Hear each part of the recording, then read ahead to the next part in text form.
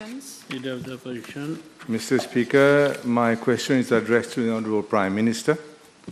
Whether in regard to the social disturbances which occurred over the last week, he will state the urgent and immediate actions government has taken to address the grievances of the population. Mr. Speaker, sir, the Leader of the Opposition is insinuating that government has been insensitive to the grievances of the population. Nothing can be further from the truth. Never before 2014 has any government done concretely so much to fight poverty and improve the standard of living of the population, particularly the most vulnerable. Fairness, equity, and inclusiveness have remained the guiding principles of all our actions.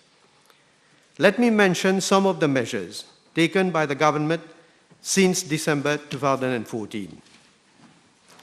Increase in basic retirement pension from 3,623 rupees to 9,000 rupees. Increase in other basic pensions, including invalidity pension. Introduction of the subsistence allowance scheme, whereby a subsistence allowance is paid on a monthly basis to families living in absolute poverty.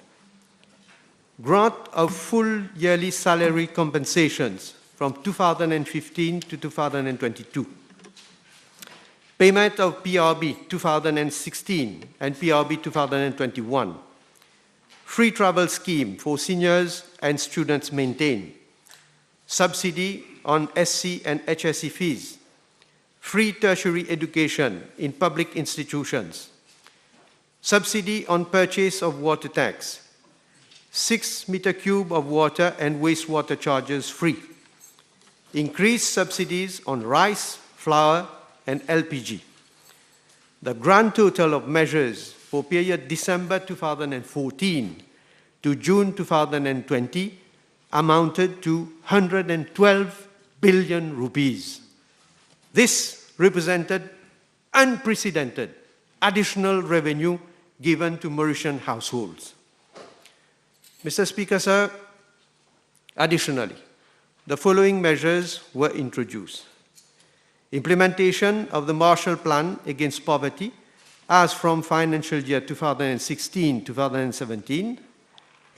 Additional support to SRM families in the field of education to the tune of 250 million rupees every financial year.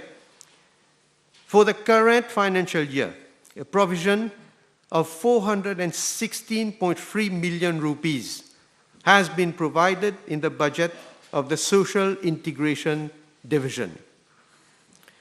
From December 2016 to date, funds to the tune of some 400 million rupees have been disbursed under the Child Allowance Scheme. Distribution of food packs during COVID-19 lockdown. Introduction of Wage Assistance Scheme, Self-Employed Assistance Scheme, and Self-Employed One-Off Grant. So far, under these schemes, some 27 billion rupees has been disbursed. Setting up of the COVID-19 Solidarity Fund, SME interest-free loan from DBM to help enterprises with turnover of up to 50 million rupees. 1 million rupee SME COVID special support scheme at an interest rate of 0.5%. Mr. Speaker, sir, I must say that the evolution of the international situation and of the increase in prices of the different food commodities and petroleum products was under the constant observation and monitoring of the government. Government, through the Ministry of Commerce and Consumer Protection, was in close collaboration with all the major importers and the Mauritius Chamber of Commerce and Industry. I need to highlight that up to now, the priority of priorities was to ensure continuity of supply in the face of a major disruption in the global supply chain with two major crises, that is, the food crisis and energy crisis. That was the most undesirable situation against which government had a responsibility to act.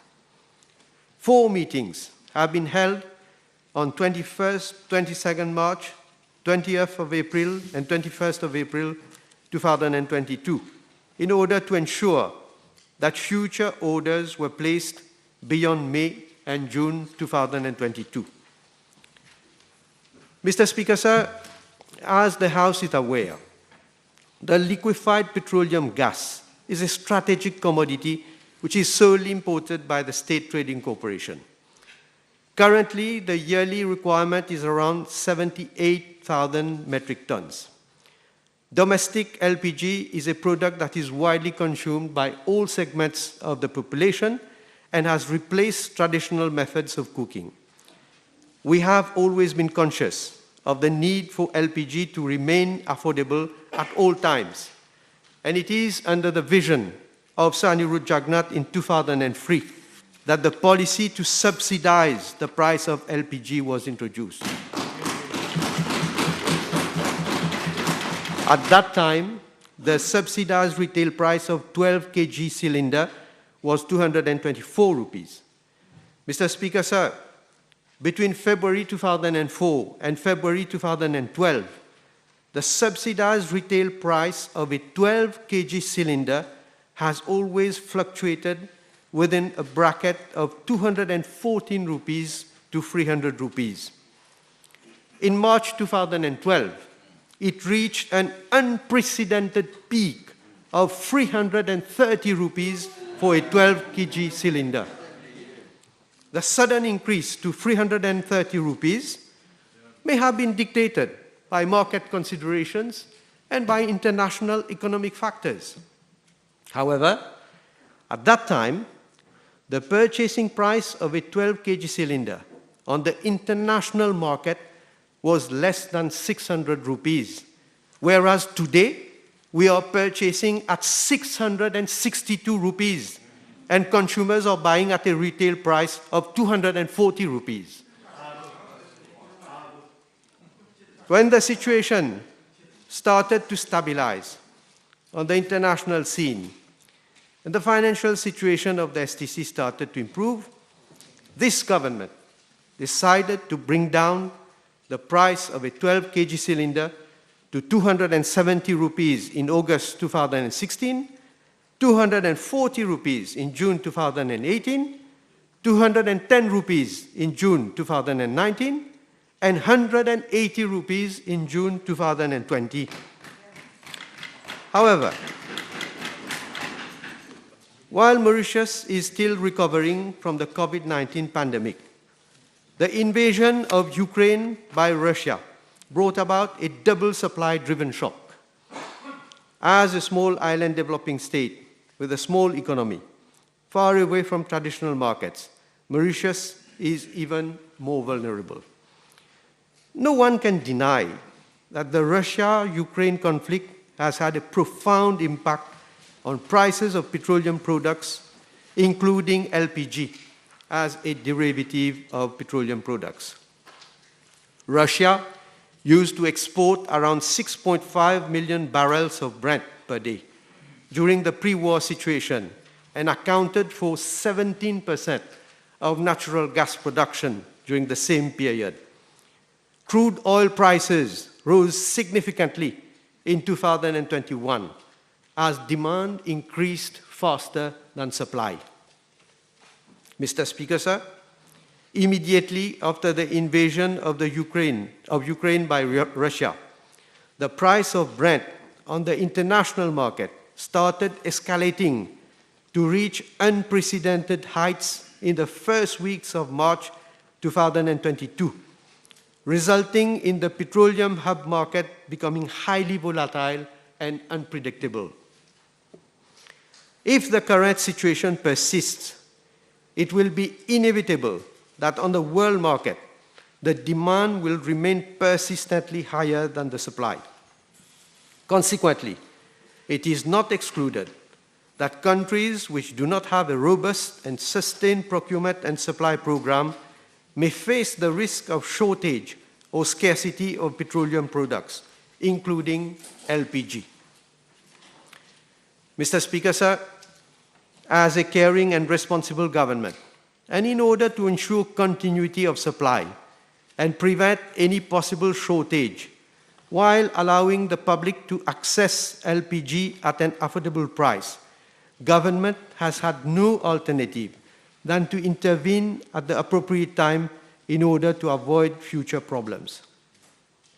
In fact, to put matters in their proper perspective, this government has not deliberately increased the price of LPG, but has simply reduced the subsidy element by a mere 9.1%.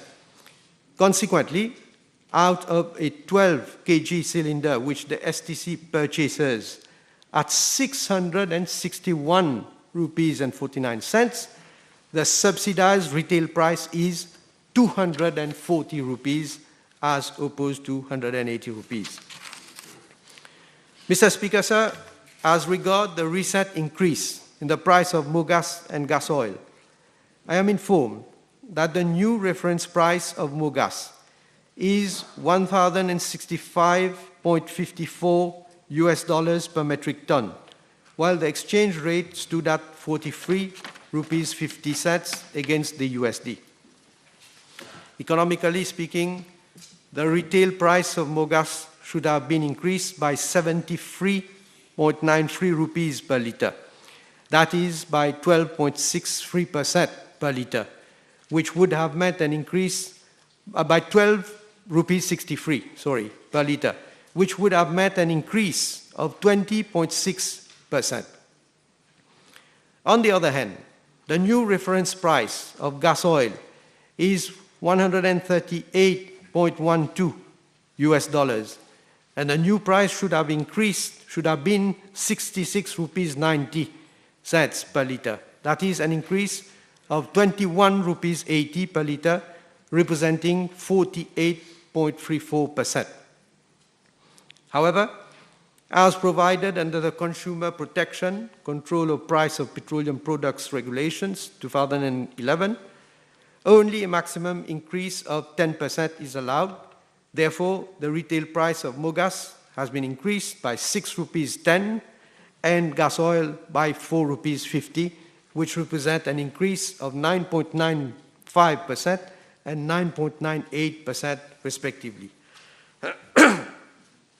Mr. Speaker, sir, in regard to the price of rice, the actual price of long-grain white rice, commonly known as Duration, is 10 rupees 80 per kilo and absorbs a total annual subsidy of around 354 million rupees. 1 kg of long-grain white rice costs the STC 25 rupees 80. The government therefore subsidizes around 15 rupees per kilo, which implies that a subsidy of around 58% is provided to consumers. Mr. Speaker, sir, we are conscious of the increasing cost of living, which is a direct result of rising international prices. Nonetheless, as a caring government, so far, we have ensured that the basic necessities are offered at an affordable price. In this respect, government has maintained the price of the scheduled bread, commonly referred to as pain maison, at 2 rupees 60. Mr. Speaker, sir, regarding flour, the maximum price of white flour sold to consumers is 9 rupees 70 per kilo, while the subsidized price at which flour is sold to bakeries is 6 rupees 22 per kilo. Bakers have been offered flour at a cheaper rate in order to be able to maintain the price of pain maison at 2 rupees 60. The total amount of subsidy on flour is estimated at around 1.4 billion rupees for the year 2022. As regards other essential commodities, government has provided subsidies to the tune of 1.2 billion rupees to maintain prices at affordable levels. Mr. Speaker, sir, coming again to the assertion of the Leader of the Opposition as to the alleged inaction of government, I wish to say that as a result of a consultation with importers and the MCCI, the following measures have been taken and are underway. The current price of and subsidy on food items under control is being reviewed to further protect consumers. The markup on 15 most consumed drugs in Mauritius is being reviewed downwards in order to allow these medicines to be affordable to the public.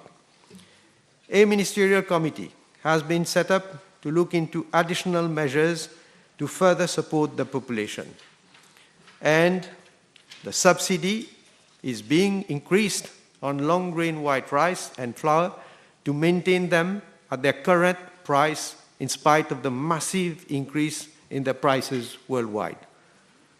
Mr. Speaker, sir, as the House is aware, there have been recently some sporadic incidents in certain localities. During these incidents, police stations and police vehicles have been attacked by cocktail molotovs, and certain public infrastructure have been damaged, including police officers who have been attacked. Moreover, stones and other projectiles have been hurled at police officers, and 21 of them and one firefighter have suffered serious injury. 2 other persons were also injured. 3 rioters have so far been arrested. Mr. Speaker, sir, I wish to inform the House that the use of force and firearms by the police has been in strict compliance with standing operating procedures and legal framework in order to protect the population. Mr. Speaker, sir, the history of every country in the world is studied with ups and downs, with moments of great momentum, as well as with moments of strife and tension, deliberately engineered by lawless and unpatriotic demolition experts, recklessly bent on creating havoc and at destabilizing the country and the population. Fortunately, the wisdom of the vast majority of the population contains and holds sway over them and over irresponsible persons, particularly inconsiderate politicians inciting them towards anarchy.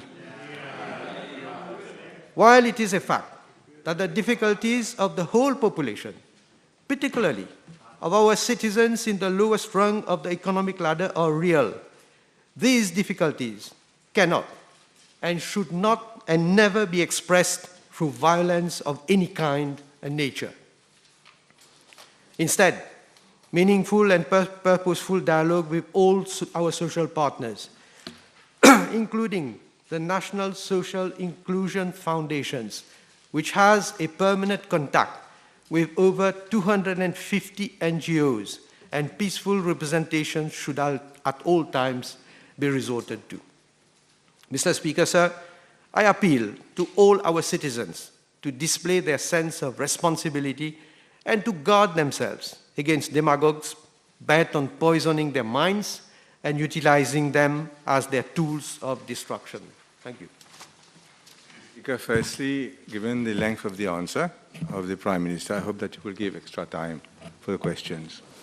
Mr. Speaker, the Ukraine crisis, war, the rupee depreciation have led families, Mr. Speaker, today as we speak, having to change their eating habits, not able to buy medicine. Children are going without basic necessities. Why is it, Mr. Speaker, that whatever action the Prime Minister is announcing seems like too little, too late? Mr. Speaker, sir, I hope that the Honourable Leader of the Opposition is not wearing blinkers and he sees what is happening to the world. It is not only Mauritius that is facing this double crisis. Not only the region, but the whole world is facing a double crisis of COVID and now this war in Ukraine.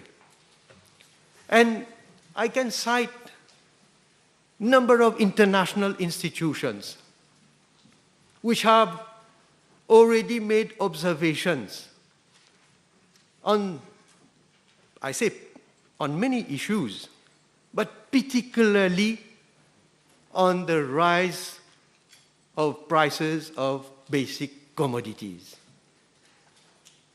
I don't need to quote the World Bank, the International Monetary Fund, but let me quote the FAO, what it has said in the report, recent report. The FAO Food Price Index makes a giant leap to another all-time high in March. The FAO Food Price Index averaged 159.3 points in March 2022, up 17.9 points from February to March, making a giant leap to a new highest level since its inception in 1990.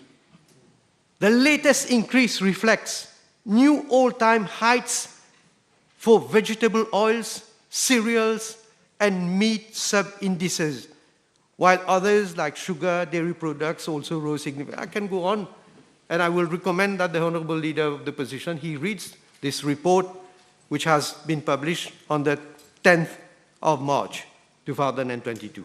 Speaker, may I recommend the Prime Minister to do two things. One, look at the vicious devaluation of the rupee that has been happening under his watch.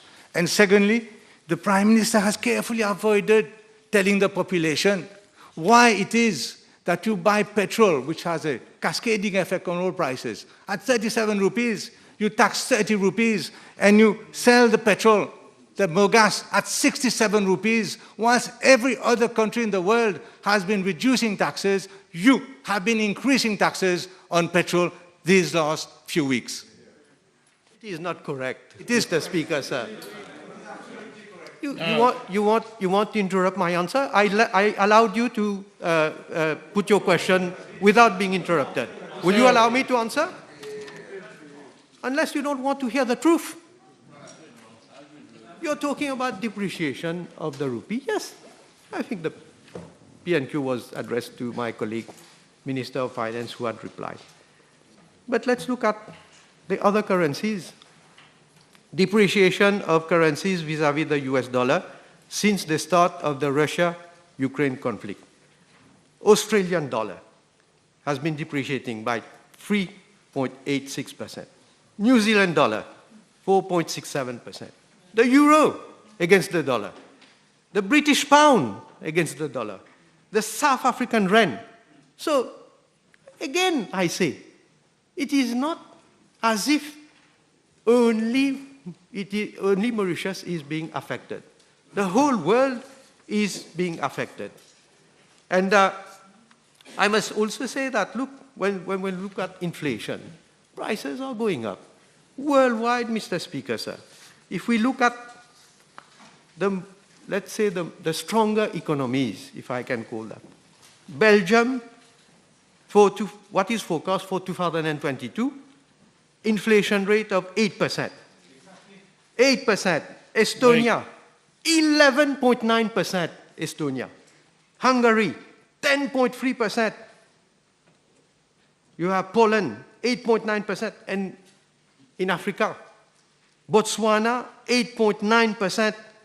Ghana, 16.3%. Rwanda, we are being regularly compared to Rwanda, 8.8%. And what is forecast for Mauritius? Inflation of 8.4%. So, as I say, Mr. Speaker, sir, unfortunately... Wait. Well, unfortunately... If you want a reply, Honourable Leader of the Opposition, it's not only questions that are important. So the purpose of questions is to have replies. He wants to put the question, he wants to reply. Order. So, Mr.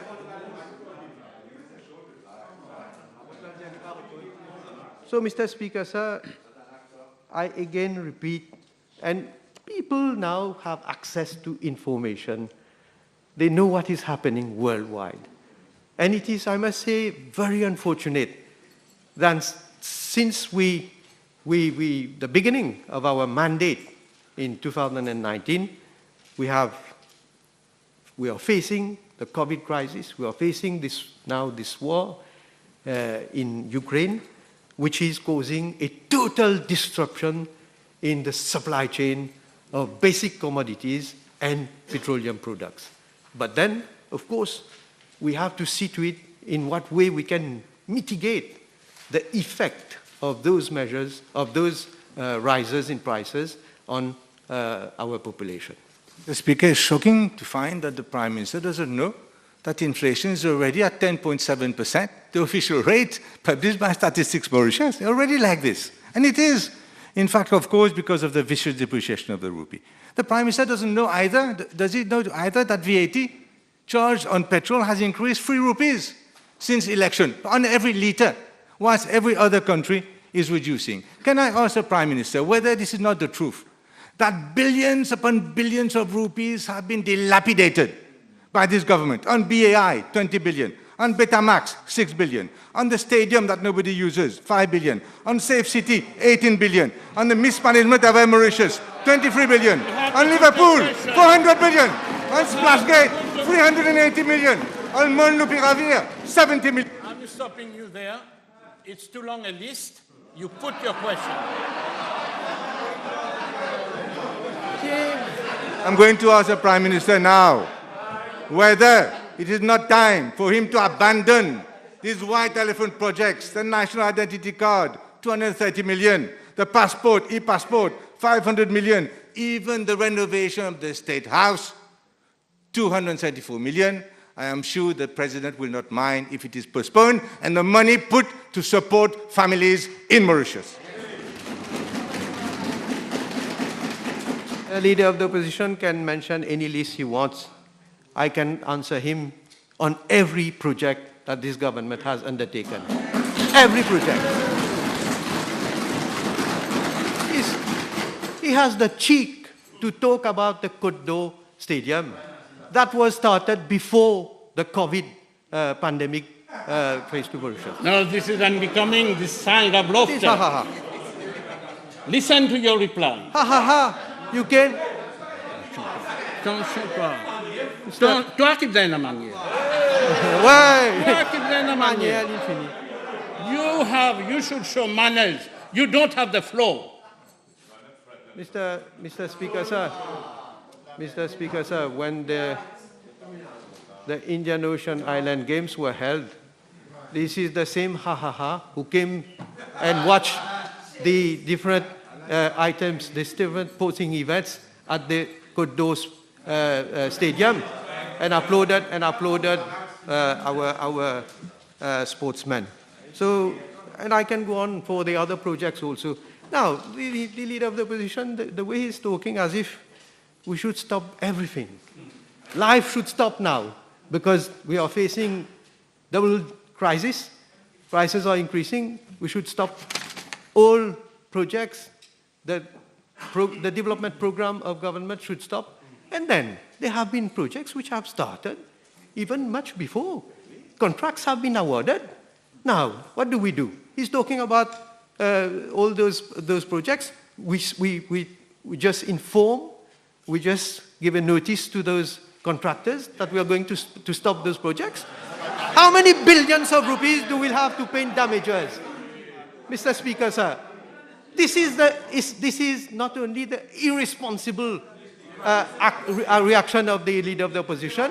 Order. He has no idea about the legal issues that will arise if we stop certain projects that are ongoing. We will be in breach of contract, we will be taken to court, and government will have to pay billions of rupees in terms of damages. So he should stop that kind of demagogy. Very happy today that the Prime Minister is assuming full responsibility for the full list of dilapidation of funds that I have just announced. I am so happy about it.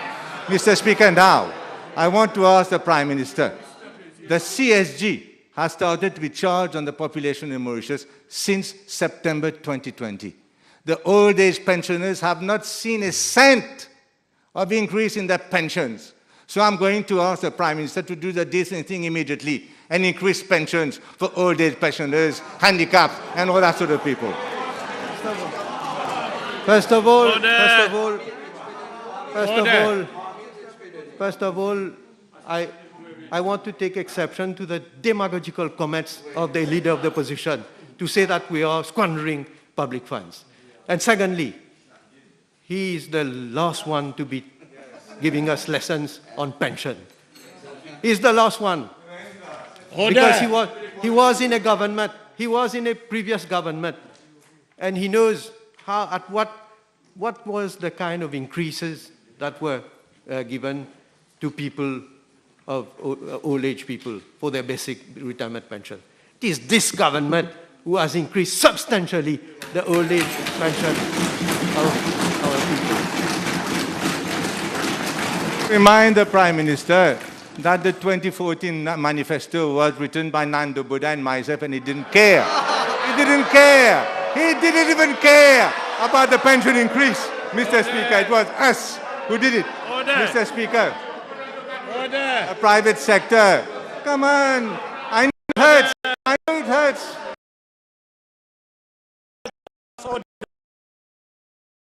Both sides.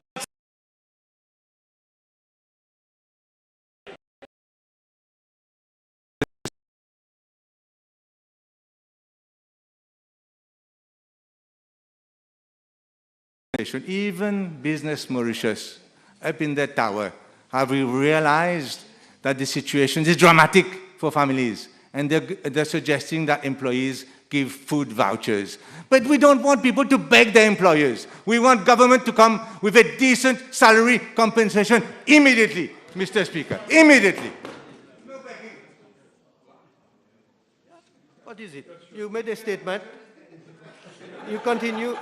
Leader of the opposition is continuing with his demagogy. Immediate salary What? You put a question. Now, let me answer. Now, Leader of the Opposition, time is over. I'm allowing you extra time, but you don't know how to manage your time.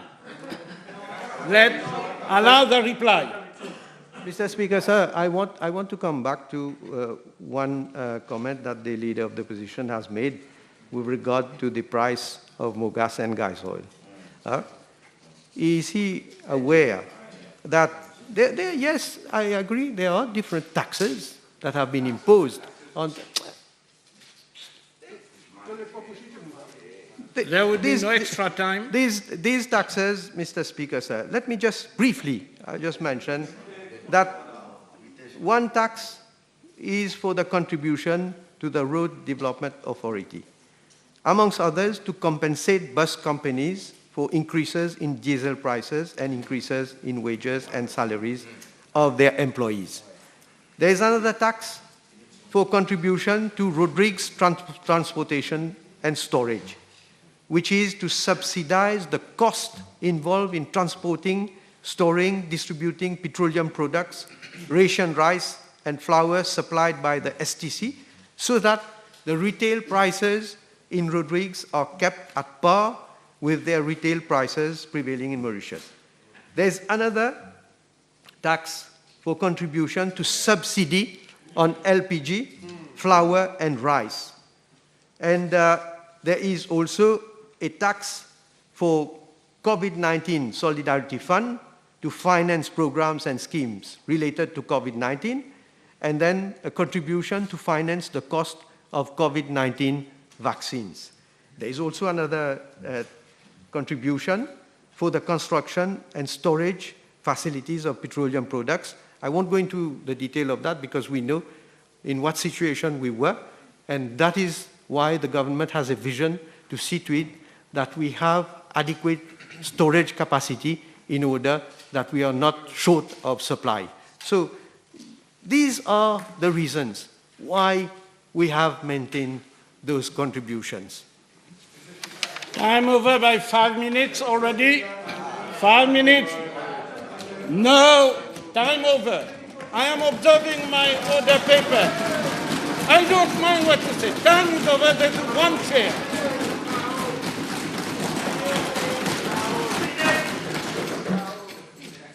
Prime Minister's question time.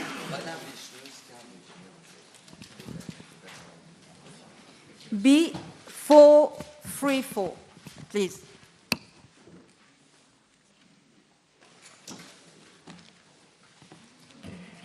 Mr. Speaker, sir, I'm informed by the Director General of the Mauritius Broadcasting Corporation that on 10th of December 2021, a written complaint was made by a member of the National Assembly against Ms. M.J., news editor, senior news editor at the embassy, for misconduct during an official event held on 9th of December 2021. Subsequently, following the advice of the legal advisor of the embassy, an internal inquiry was initiated on the matter, and pending the completion of the inquiry, Ms. M.J. was interdicted from duty with effect from 15th December 2021. The inquiry was conducted by the Human Resource Department of the embassy. On completion of internal inquiry, a report was sent to the board of the embassy on 28 February 2022, together with the charges to be retained against Ms. M.J. as vetted by the legal counsel of the embassy. On 3rd March 2022, the board of the embassy, pursuant to Section 11 of the Embassy Act, approved the setting up of a disciplinary committee to hear evidence, if any, against Ms. M.J. Mr. Speaker, sir, the charges have already been communicated to Ms. M.J., and she was convened to appear before the disciplinary committee on 15th of March 2022. However, at the request of her counsel, the hearing has now been rescheduled for 29th of April 2022. It will therefore not be in order to disclose either the charges preferred against Ms. M.J. or anything in relation to same, including potential witnesses, so as not to prejudice the conduct of the proceedings of the disciplinary committee prior to such hearing. Thank you. Je vous remercie, Monsieur le Président. Le Premier ministre serait-il d'accord pour dire que les accusations portées contre Madame M.J. révèlent aucune faute professionnelle, dans la mesure où la journaliste est la meilleure juge de ses tâches professionnelles au moment des faits et n'accepte pas de recevoir des instructions d'une tierce personne, et surtout si cette tierce personne est un député. Monsieur le Président, je ne peux pas commenter sur le fond de l'affaire. C'est, comme j'ai dit dans la réponse, il y a eu une enquête, il y a le board de la MBC qui a pris une décision. L'affaire a été référée à un comité disciplinaire. Donc, ce sera au comité disciplinaire de juger si ce qui a été reproché à la journaliste s'est avéré correct ou pas, et de prendre, bien sûr, ou de recommander des mesures quelconques.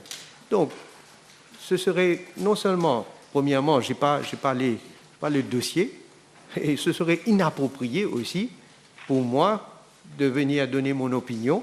Ce serait comme si je suis en train déjà de juger de l'affaire avant que ce soit jugé par le comité disciplinaire. Je vous remercie, Monsieur le Président. Depuis des années, c'est une pratique normale lors des fonctions officielles de la MBC que la MBC prenne des déclarations des Deputy Prime Ministers et des ministres uniquement. J'ai occupé le poste de Deputy Chief Government Whip de 2011 à 2014 et j'ai vécu cela. Monsieur le Premier ministre, est-ce qu'un député a le droit de dicter des ordres à la MBC et si oui, est-ce que cela s'applique à tous les députés des deux côtés de la Chambre? Merci. Encore une fois, l'honorable membre est en train de dire certaines choses que moi, je peux ni confirmer, ni je peux nier. Ce n'est pas mon rôle de prendre en compte ce qui a été dit par les parties concernées et les témoins et de venir à la Chambre, de venir donner des détails sur cette affaire. Donc, il faut que l'honorable membre puisse comprendre qu'il y a un comité qui va écouter, bien sûr, toutes les preuves, tous les témoignages qu'on va mettre devant ce comité, et c'est ce comité qui va finalement rendre un jugement concernant ces charges qui ont été proférées contre la journaliste. MP Navarre. Thank you, sir. Will the Honourable Prime Minister specify what are the charges levelled against Ms. MJ? Well, I have already answered, Mr. Speaker, sir. In fact, well, let me add probably so that the Honourable Member will understand. The Attorney General's Office has advised that the charges preferred against Ms. MJ cannot be disclosed in view of the fact that the charges are between the employer, that is MBC, and the employee. And these are subject to disciplinary proceedings. So I go according to advice which has been tendered to me. Honourable Nakshidi. Thank you, Mr. Speaker, sir. Can the Honourable Prime Minister inform the House of the composition of the disciplinary committee which that he mentioned was set up? Thank you. Well, the regulations of the MBC provide that there should be an independent people should be chairing the committee. So so that I'm informed that the disciplinary committee is composed of the following persons: Maître Angélique A. Deveau de Marigny as chairperson, Mr. Sureklal Lachuman, assessor, is a former director of human resource management, and Mr. Anandraj Sitana, also an assessor, a former human resource manager.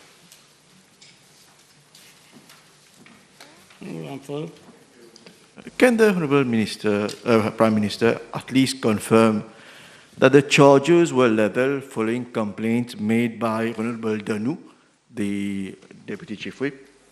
Well, yes, there were a complaint made by Honourable Danou. Yeah.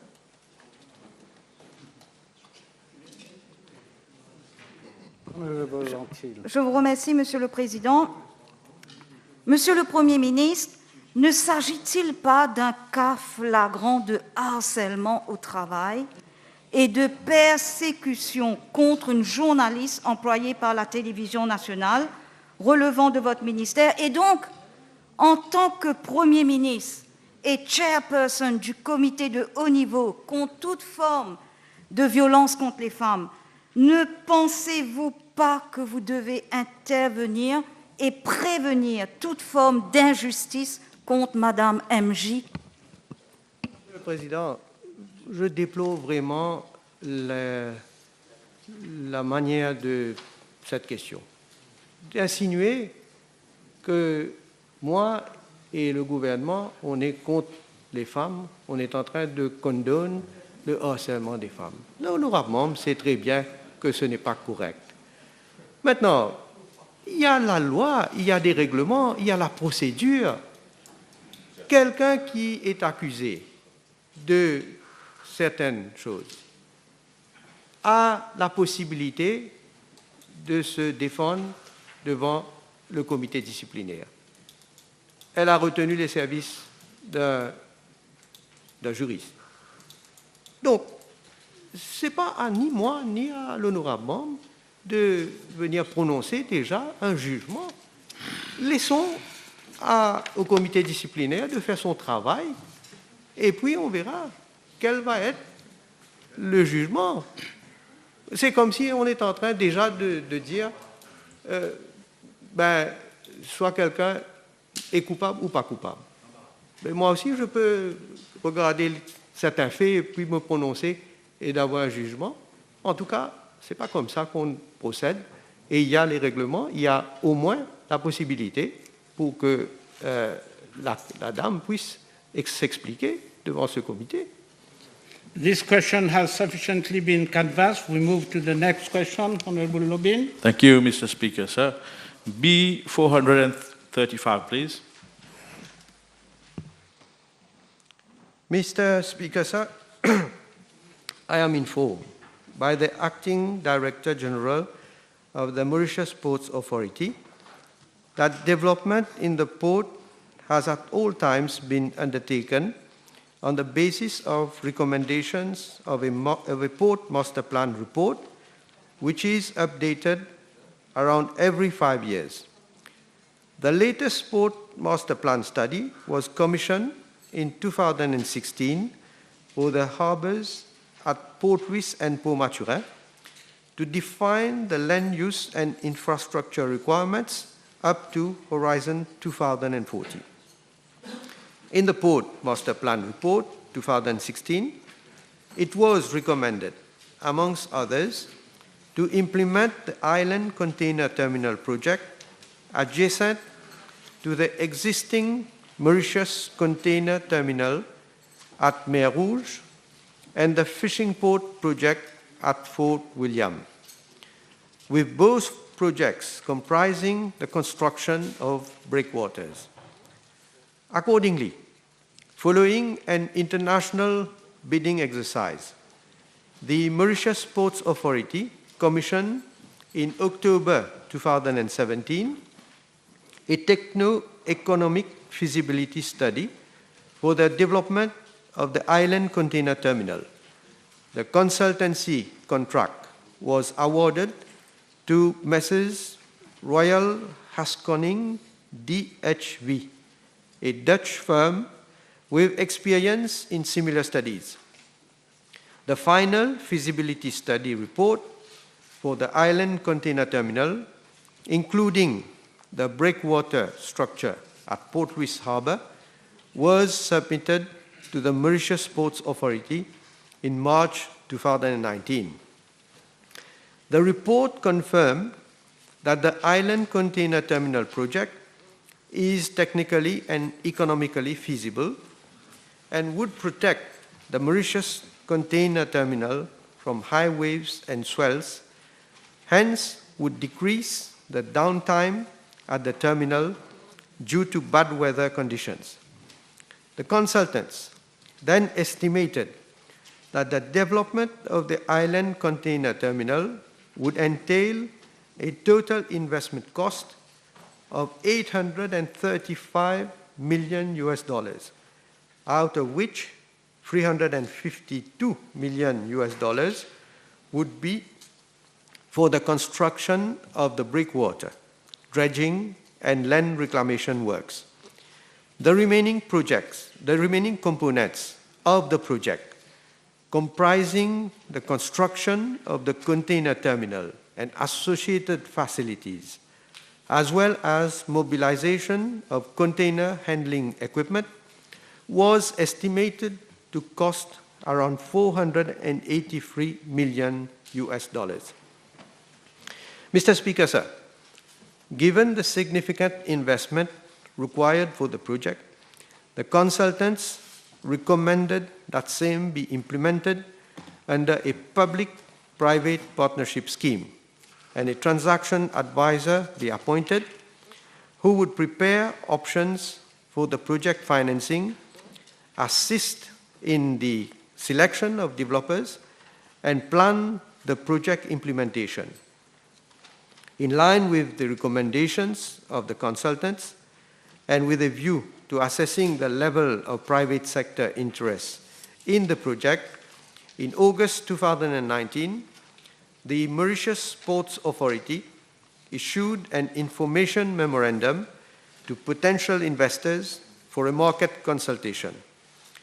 At the closing date, on 7th of November 2019, 15 parties had responded to the request for information and expressed their interest.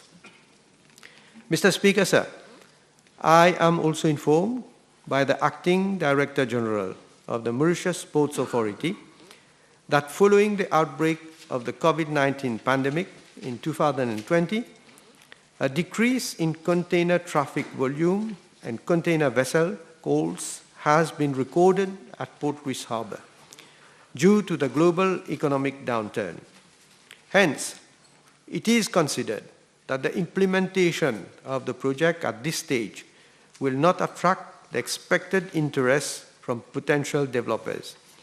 Accordingly, the Mauritius Ports Authority has deferred the implementation of the project till the recovery of the global economy and the evolution of the regional shipping activities to the pre-COVID-19 trend. Mr. Speaker, sir, with regard to the fishing port project at Fort William, in the Port Master Plan Report 2016, it was recommended that a breakwater be also constructed to create a sheltered water plane for the mooring of fishing vessels as part of the project. Following an open advertised bidding exercise on 29th October 2018, the Mauritius Ports Authority retained the services of Messrs. CWP Engineering FZ LLC to undertake the consultancy services comprising the technical feasibility, planning, design, preparation of tender documents, and supervision of works for the proposed fishing port.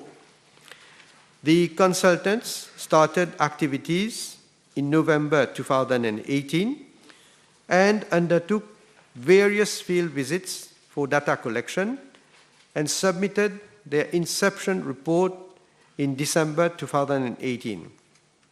In the light of their assessment, the consultants recommended that fresh bathymetric surveys and geotechnical investigations be carried out to firm up their preliminary planning and designs. It was further recommended that a physical modeling exercise be undertaken in a specialized hydraulic laboratory. Unfortunately, the field activities as well as the physical modeling exercise were heavily impacted by travel restrictions and lockdowns both locally and overseas, which impacted on the smooth implementation of the consultancy services for the project. In October 2021, the consultants finalized the detailed design as well as bidding documents and accordingly recommended a development layout which comprises 1. Land reclamation of about 10 hectares, 2. Construction of breakwater of about 900 meters long, 3. Construction of a 50 meters long service quay and associated dredging works, and 4. Fishing quays totaling 300 meters long to be developed by the private sector. Sorry. The estimated cost for the project was 1.75 billion rupees, out of which the breakwater was estimated at 1 billion rupees. However, in the light of the global economic downturn due to the COVID-19 pandemic and the unfavorable business environment, the Mauritius Ports Authority has decided to postpone the implementation of the fishing port project. Mr. Speaker, sir, I am also informed by the Acting Director General of the Mauritius Ports Authority that the authority is proceeding with the commissioning of a new port master plan study.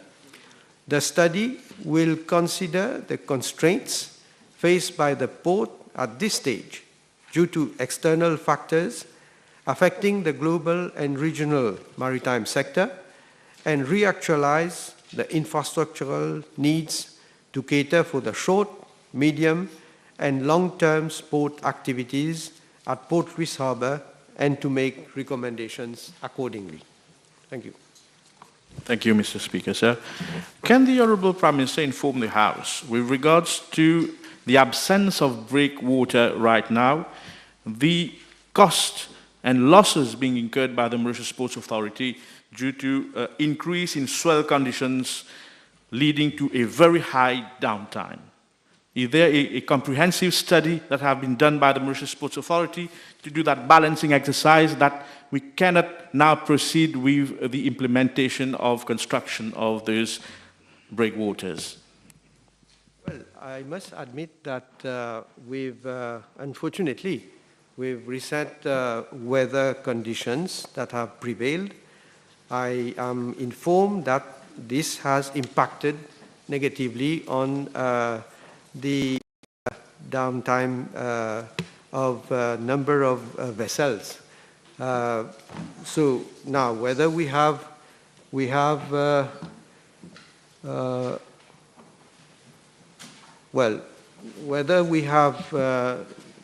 done a study in order to see what has been the loss that we have incurred and the impact of the weather conditions and the wave swells and so on traffic, and on the other hand, the cost of these breakwaters. Well, I don't have information on that, but I believe that I don't think we need to have a consultant to do that. I think at the Mauritius Port Authority, they can always have an estimate. But again, let me say, earlier at the PNQ, the Honourable Leader of the Opposition was saying that there is a list of so many projects that should not go forward because we are spending billions of rupees. Now, look at, I have mentioned how many billion of rupees these breakwaters will cost. Now, but then let me say, this is just as a side comment, but I think your question is of course, has to be taken very seriously because in the light of the impact on traffic, we should obviously see whether we have to go forward with such a project. I have stated, though, that right now the MPA is going to review the master plan because we are in a new situation right now. I think everybody acknowledges that. We have been going through the COVID situation, which has impacted heavily on traffic, shipping traffic, and now with this war in Ukraine. So, because when we look at, I have figures, but I don't want to take the time of the House to mention in what way there has been a decrease in container traffic and in also,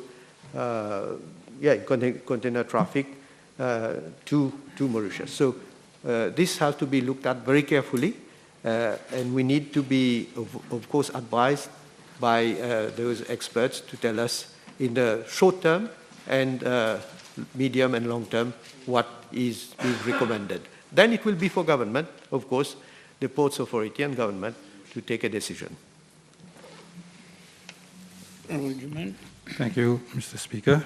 Can the Honourable Prime Minister inform the House the amount paid to the consultant by the Mauritius Ports Authority for the island container terminal and the breakwater project?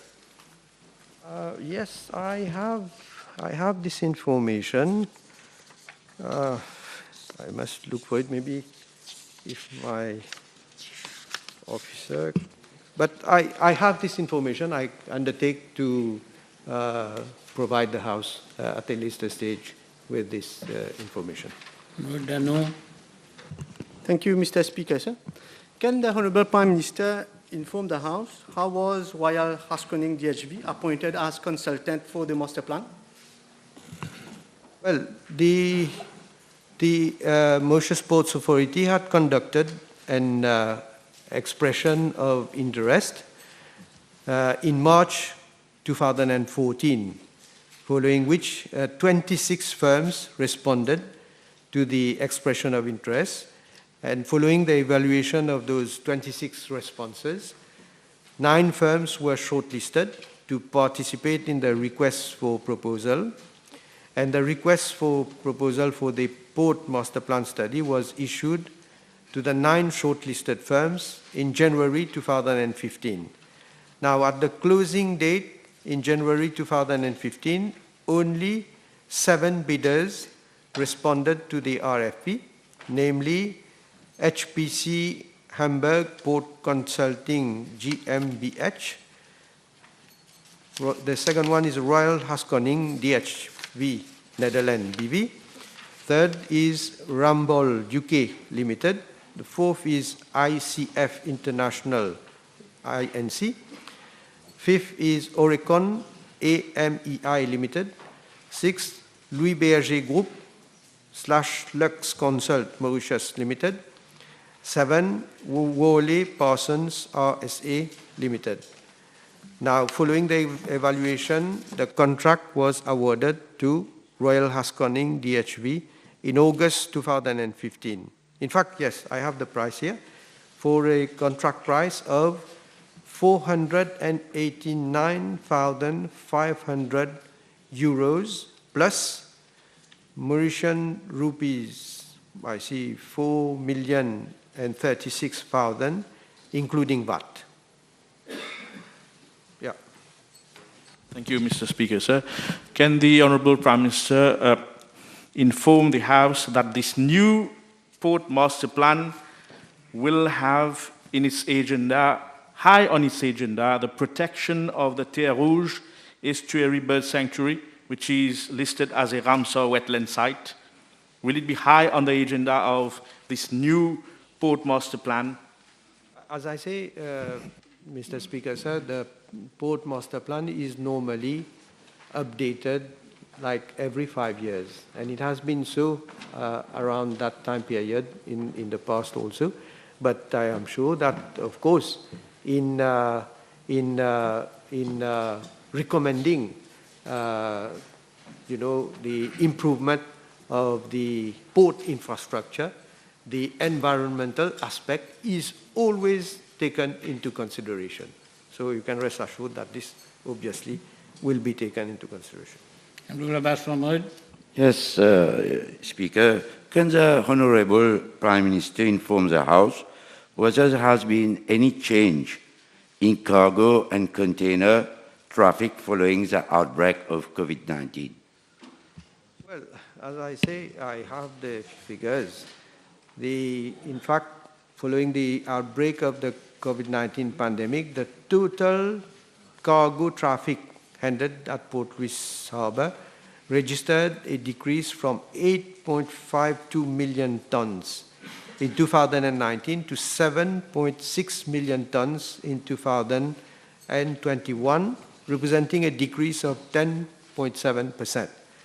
The total container traffic, comprising both captive and transshipment containers, decreased from 469,011 TEUs in 2019 to 436,398 TEUs in 2021, again representing a decrease of 6.9%. And total captive container traffic decreased from 276,147 in 2019 to 226,355 in 2021. That is a decrease of 18%. And this decrease in the captive traffic is mainly explained by the significant decrease in laden import and export of containers. However, for transshipment traffic, it has sustained an increase of 8.9% from 192,864 in 2019 to 210,043 in 2021. Time over. Next question, Honorable Mayot. Thank you, Mr. Speaker, sir. B451.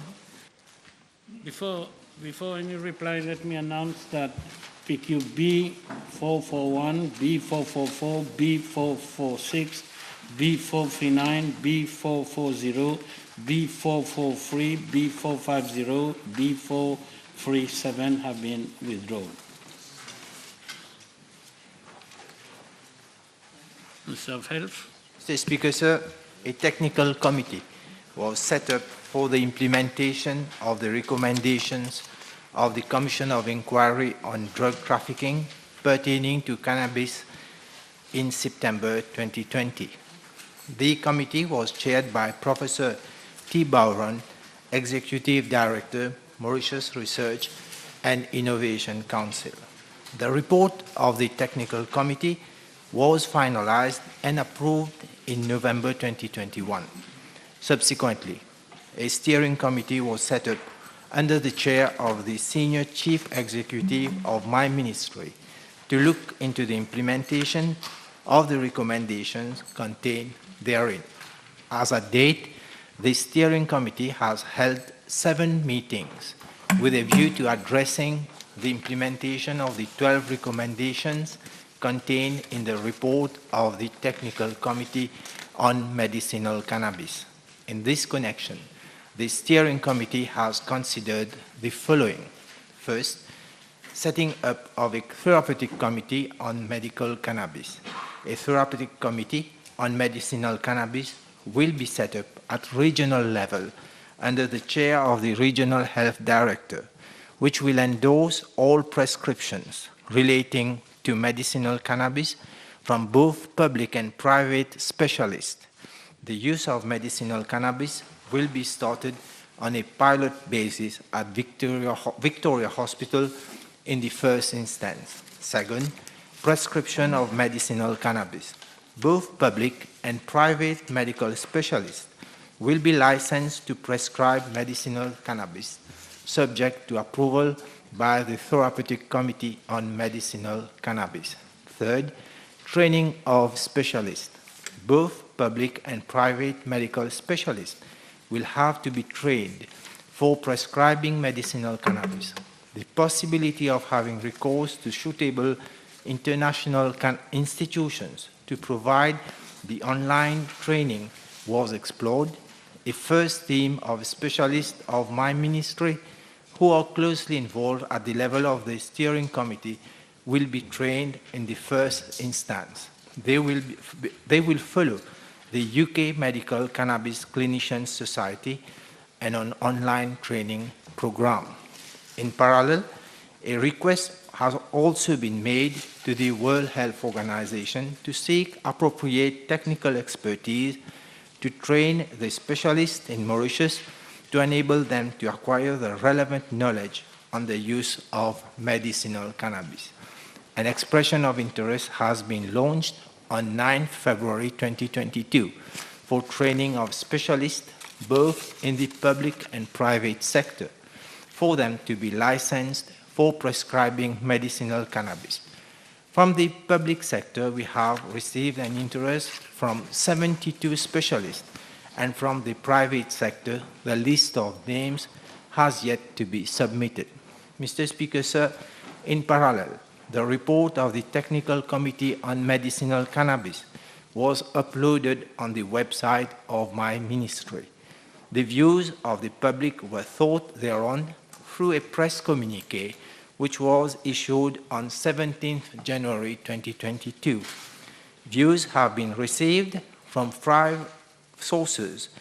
These have been examined by the technical committee, and a number of the proposals made had already been duly considered by the steering committee, including enlarging the medical indications for treatment with medicinal cannabis, consideration of use of cannabis-based medication from various approved bodies, and availability of medicinal cannabis in public hospital for private patients. Mr. Speaker, sir, I wish to inform the House that the introduction of medicinal cannabis will necessitate legal amendments to be brought to the Dangerous Drug Act, which are currently under consideration and will be amended in the Finance Bill.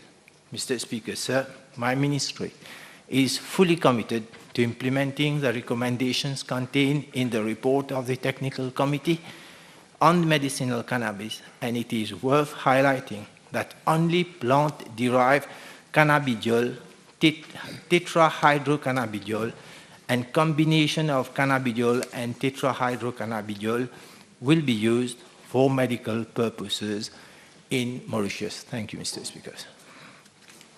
The FDA approval of a drug, that is the data on the drug's effect, which approves the process that takes place within the structure framework that includes, for example, the analysis of the target conditions and available treatment, assessment of benefits and risk from clinical data, and strategies for managing risk. This is what we call the FDA. Can the Honourable Minister inform the House whether his ministry will only procure FDA-approved medical cannabis?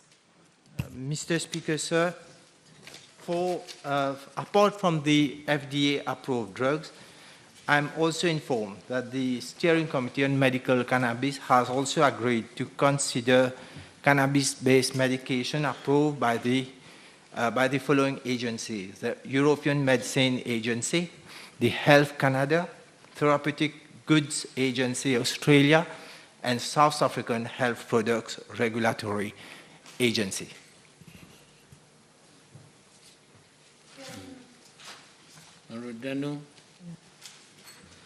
Thank you, Mr. Speaker, sir. Can the Honourable Minister, inform the House whether there has been proposal for the production of cannabis locally? Mr. Speaker, sir, the local production of cannabis has been taken by different stakeholders, namely the Mauritius Chamber of Agriculture. This entity, the Mauritius Chamber of Agriculture, has in fact proposed to set up a national steering committee comprising of stakeholders from both private and public sectors for the local production of industrial cannabis. The idea is to develop this potentially new economic avenue for the agricultural and pharmaceutical industries. This steering committee on medical cannabis is in favor of collaborative work with the Ministry of Agro-Industry and Food Security. Can the Honourable Minister inform the House on the proposed prescription validity of medical cannabis? Mr. Speaker, sir.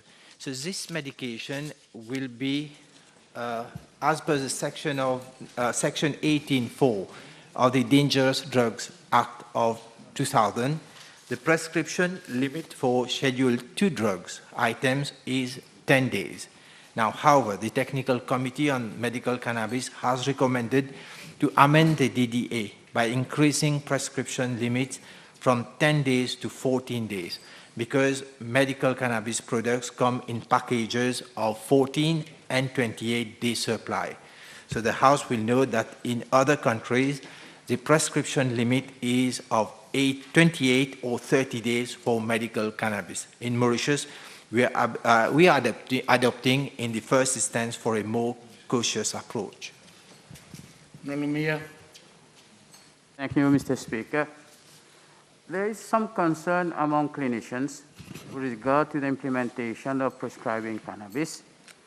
Will the Honourable Minister see with his relevant technical committee that the list of medical conditions and symptoms or conditions that are to be prescribed cannabis be circulated to avoid abuse, knowing quite well that even the treatment with medical cannabis has led to substance abuse and addictive conditions. Mr. Speaker, sir, the technical committee, as a recommendation, I will just inform the House that there are only few conditions that have been given approval for the use of medical cannabis, namely the spasticity associated with multiple sclerosis, nausea, vomiting side effects associated with cancer chemotherapy, chronic neuropathic pain unresponsive to conventional treatment, and treatment-resistant symptoms in palliative care oncology. So these are the indications where this medication can be prescribed in the first instance. Next question. B452, please. Mr. Speaker, sir, the International Women Entrepreneur Show was organized by the International Women Entrepreneur Society from the 19th to the 20th of October 2021 in Dubai. I was accompanied by a delegation comprising of Mr. N.L., the Acting Deputy Permanent Secretary of my ministry, Mrs. F.M.C., the Chairperson of the National Women Entrepreneur Council, and Mr. N.S., Advisor on Project Matters at the level of my ministry. As to part B of the question, Mr. Speaker, sir, the IWES is an international platform that promotes business activities of its members around the UAE. It is a strong network of women entrepreneurs of the UAE that meets, exchanges ideas, come up with new strategies and partnership among other women entrepreneurs. The IWES is an annual event, Mr. Speaker, sir, and I was invited as a keynote speaker to address the audience of women entrepreneurs of the UAE for the 2021 edition. My intervention was based essentially on the ease of doing business in Mauritius. This was a side event to the Dubai Expo 2020, and it was an excellent opportunity for Mauritius to be in the limelight and have a more focused international visibility through the event per se, and also through the various media coverages. The aim of my visit, however, was mainly to lay the foundation for a wider networking and cooperation between women entrepreneurs of Mauritius and those of the UAE, and to invite women entrepreneurs from those sides to come invest, work, and live in Mauritius. A follow-up was ensured with the IWES Society, and one main outcome was the organization of the Women Entrepreneur Inter-Regional Business Exchange Meeting, UAE, Mauritius, which was held on the 10th of March 2022. This inter-regional business exchange was carried out online. The event was attended by some 60 participants from Dubai and Mauritius. Women entrepreneurs from the NWEC, the National Women Entrepreneur Council, the Association des Femmes Chefs d'Entreprise, SME Chambers, We Empower participated in this event. Likewise, women entrepreneurs from various business fields like jewelry, wellness, management lawyers, investment companies, representatives working in Dubai, UAE, the Middle East, actively participated in this event. The Director of Industry from the Economic Development Board made a presentation on investment opportunities in Mauritius during that business exchange.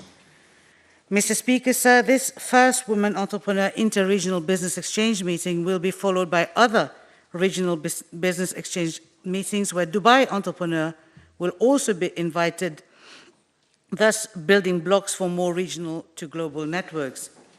This will address an urgent need for our women entrepreneurs to go global as our market will open up for them. As a follow-up of that inter-regional forum, my ministry has proposed that a memorandum of agreement be prepared and signed between the National Women Entrepreneur Council of my ministry and the IWES to reinforce the collaboration between UAE and Mauritius. Je vous remercie, Monsieur le Président. La ministre, dans sa réponse, nous a dit c'est suite à une invitation qu'elle s'est rendue à Dubaï. Est-ce qu'elle pourrait, dans un premier temps, déposer à la Chambre le carton d'invitation à cette exhibition? special guest et elle a même fait un discours là-bas. On aurait bien aimé qu'elle dépose l'invitation. Je trouve quand même... je voudrais demander à la ministre d'informer la Chambre le nombre de femmes entrepreneurs qui faisaient partie de la délégation, surtout que cette mission a coûté la somme vertigineuse de 677 000 roupies aux contribuables. Mr. Speaker, sir, for the first part of the supplementary question addressed by an honourable member, I will very happily give her a copy of the invitation forwarded to me by the International Women Entrepreneur Society. As to the second part of her supplementary question, I was accompanied by the chairperson of the council itself, considering that she is the one who leads the Council of Women Entrepreneurs. She was already the focal point representing the women entrepreneur in Mauritius, and myself being the minister in charge of that portfolio. So there were no actual need for our women. It was a first invitation to that show. Outcome, I have lengthily canvassed on the outcome. Thank you, Mr. Speaker. Honourable Minister, can you inform the House how many women entrepreneurs got the opportunity to display and participate in the Dubai Expo? Mr. Speaker, sir, the International Women Entrepreneur Society show of last year was not a platform for our women entrepreneurs to go and display their products, because this was the first meeting that the National Women Entrepreneur Council of Mauritius had undertaken with this International Women Entrepreneur Society. Henceforth, thanks to the good work being carried out by both parties, both stakeholders, my ministry and my offices, there is a forthcoming memorandum of understanding that will then allow our women entrepreneurs to display their product on the Emirati market. Last question. Je vous remercie, Monsieur le Président. C'est quand même choquant d'apprendre qu'aucune femme entrepreneur ne faisait partie de cette délégation. Je trouve ça franchement scandaleux. Et donc, finalement, ce qu'on comprend, rien pour les femmes entrepreneurs, le jackpot est juste pour la ministre. Un per diem de 131 000 roupies 516 pour 2 jours à Dubaï, franchement scandaleux. Amusez même. 6 months. 6 months.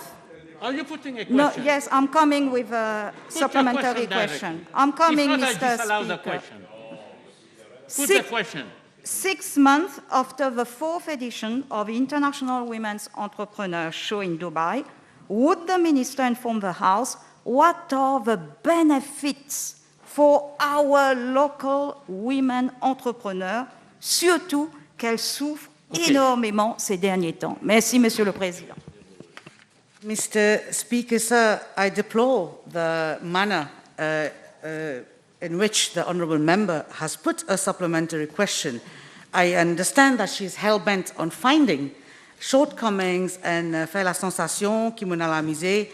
Listen, allow me to reply. Thank you, Mr. Speaker, sir. The work is being carried out. This was a first opportunity for us to touch base with... Now, be careful. You should allow the reply to come. It was a first opportunity. There was no point of... I take note for the next time. Thank you, Mr. Speaker, sir, for allowing me to reply to the supplementary question, which I hope the member will be gracious enough to listen to. This was the first opportunity for the National Women Entrepreneur Council to get in touch with the stakeholder, the International Women Entrepreneur Society, a very first for our women entrepreneur in Mauritius, a very first.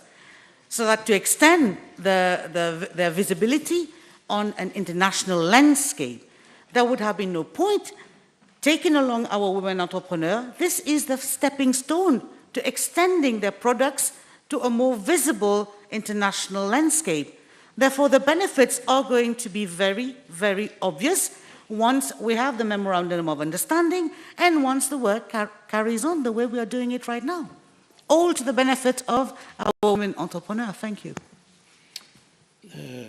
Civil is advised that PQB 466 will be replied by the Minister of Finance. 470 will be replied by the Tobacco Industries and Food Security, that PQ B462, B508, B471, 480, 487, 507, 500, 517, 478, 523, 509, 510, 516, 483, 499, 520, 485 have been withdrawn. Honourable members, I'll suspend here for 1.5 hours.